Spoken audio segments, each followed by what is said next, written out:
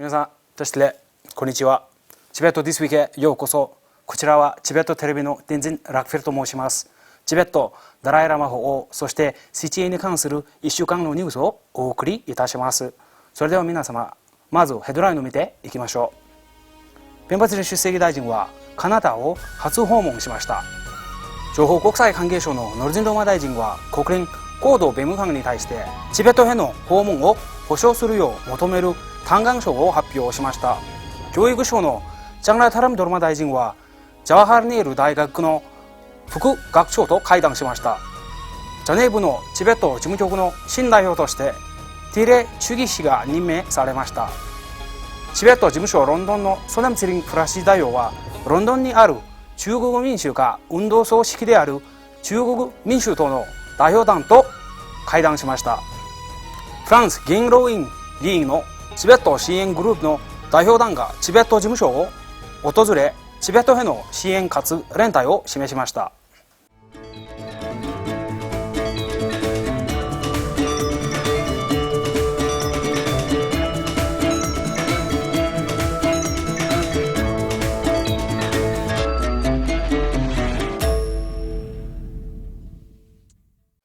ペンバツリン出席大臣はアメリカ合衆国を訪れた後、カナダを初訪問しました。5月4日水曜日、大臣はオタワのパーラメントヒルで開催されたカナダ議会チベット友の会主催の訪問記念リセプションに出席しました。このイベントはカナダ住宅問題多様性包摂性の担当大臣のアーマト・フセン氏、チベット友の会の会長アフラ・ゼラニ議員をはじめカナダの国会議員や高官らが出席しました。大臣はさらに長年のチベット支援者であるカナダのガーネット・ジェニュー議員やカナダ外務省の中華圏部門のジェニー・チェン専務理事とも面会しました。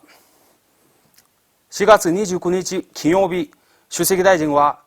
フリーダデル・フォアニュージャージーのチベット人コミュニティとの会談に引き続き中国人の友人や学者らとも会談しました。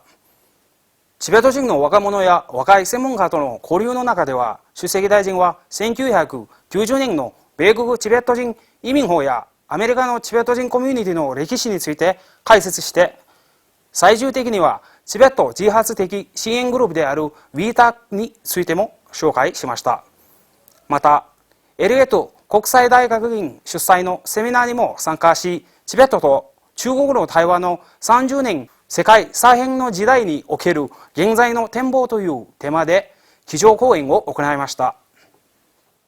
5月2日月曜日、CTA の情報国際関係省のノルジンローマ大臣は国連高度弁務官に対してチベットを含む中国の抑圧された地域への信頼できる現実的で自由な訪問を保障するよう求める嘆願書を発表しました。この書簡は国連高度弁務官ミシェル・バチェル氏が先の嘆願書に対して反応を示さなかったことに落胆し、チベットにおける中国の人権侵害について高度弁務官が沈黙していることに対して懸念を表しています。今年初めの第49回国連高度弁務官は今年5月に中国とその他の地域を訪問することを発表しました。2018年9月、高度弁務官が初めて中国に対して各地への無制限アクセスを強化するよう公に呼びかけてから、この発表まで3年半の年月がかかりました。4月28日木曜日、教育省のジャンラ・タラムドルマ大臣はジャワハラネール大学の副学長サンティシュリ・デ・パンディット教授に面会しました。ジグメ・ナムゲル長官も同行しました。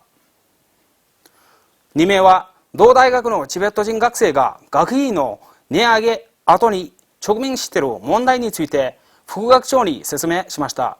またチベット人卒業生が同大学を含むさまざまな組織で働いていることについて管理者に伝えました。教育庁長官サンボタ学校のディレクターはインド政府教育省の管轄機関であるケンデリア・ウィデラリア・サンガダンのニディ・バンディ長官らを訪問し、以前、中央チベット学校管理下にあったチベット人学校のための資金獲得について議論しました。内閣事務局は、ジャネーブのチベット事務局の新代表として、ティレチュキ氏を任命したと発表しました。ティレ氏は、2年間、チベット事務局ジャネーブで人権担当の特別任用官として務めていました。また、研究員としては、国連 EU や CTA の人権テストでも就労していました。チベット事務所ロンドンのソナムツリン・フラシー代表とチベット事務所台湾のケルサン・ギャツィン代表は、ロンドンにある中国民主化運動組織である中国民主党合同本部イギリス事務局のファンフォー氏の招きで各国の中国人代表団と会談しました。ドイツ、アメリカ、イギリスなどの中国人代表団はチベット問題への連帯と支援を表明しました。中国人代表団は4月25日月曜日から2日間ロンドンで開催された中国、香港、台湾国際政治シンポジウムに参加していました。5月2日月曜日、フランス元老院議員のチベット支援グループの代表団がチベット事務所を訪れ、チベットへの支援と連帯を示しました。チベット事務所ブラッセルのタシ・ビンゾー代表は代表団を歓迎して、チベット問題に対する継続的な支援に感謝し、ダライ・ラマ法王の健康状態や今後の計画について報告しました。また、フランス元老院チベット支援連盟代表のジャクリーニュ・ウスタ・ブルーニュ氏により、ヨーロッパへの感謝、チベットへの連帯とチベット人コミュニティの承認においてと題した本の開封が行われました。同日、タシ・ビンゾー代表はチベット支援団体 Tibetan Children's Aid チベットチルデンエイズを訪問しました。この団体はインド、ネパール、ブータンのチベット人教授区で多くの開発プログラムに資金援助を行っているフランスで最大最古の教会です。この40年間、毎年2000人から3000人のチベット人学生や老人を支援しています。